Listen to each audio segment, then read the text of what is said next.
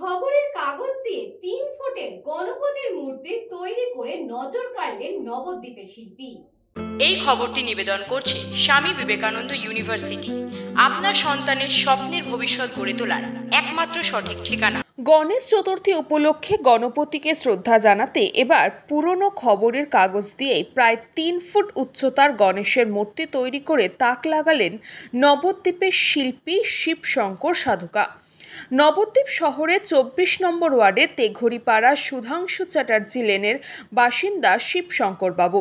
পেশায় তিনি একজন অঙ্কন শিল্পী ও শিক্ষক, পাশাপাশি তার একটি নেশাও রয়েছে, যেমন পুরনো খবরের কাগজ অথবা শোলা দিয়ে বিভিন্ন ঠাকুরের সহ মনীষী এবং জীবজন্তুর মূর্তি তৈরি করেন তিনি।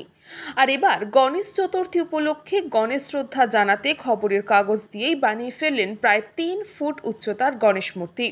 শিল্পী জানান, এই কাজটি করতে তার সময় লেগেছে 6 মাস। জানা গিয়েছে তিনি ছোটবেলা থেকেই বিভিন্ন মডেলিং শিল্পীর প্রতি তার ঝোঁক ছিল। পরবর্তী সময়ে নেশাকে পেশা হিসেবেই বেছে নিয়েছেন তিনি। শিল্পীর কথায় জানা গিয়েছে, তিনি বলেন, যখন যা মনে আসে তখন সেই ধরনের ফেলে দেওয়া সামগ্রী দিয়েই ঝাঁঝালো ঝা চকচকে জিনিস তিনি তৈরি করে ফেলেন। তবে তার সঙ্গে ছায়া সঙ্গী হিসেবে সংসার সামলে সহযোগিতা করেন স্ত্রী ইন্দিরা সাধুকা। তবে সম্প্রতি তার এই শিল্পকলার বিশেষ সম্মানে সম্মানিত হয়েছে জাতীয় পুরস্কার পেয়ে। শিল্পী শিবশঙ্কর বাবু দাবি করেন, এই কাগজের মণ্ড শিল্পকলা এই ধরনের গণেশটির মূর্তি দেশ সহ সারা পৃথিবীতে নেই। বর্তমানে সরকারি বিভিন্ন কর্মশালাতেও শিবশঙ্কর বাবুর প্রশিক্ষণ দেন বলেও জানা গিয়েছে। আগামী দিনে এই শিল্পকলার প্রসার ঘটুক, এটাই তারা চায়।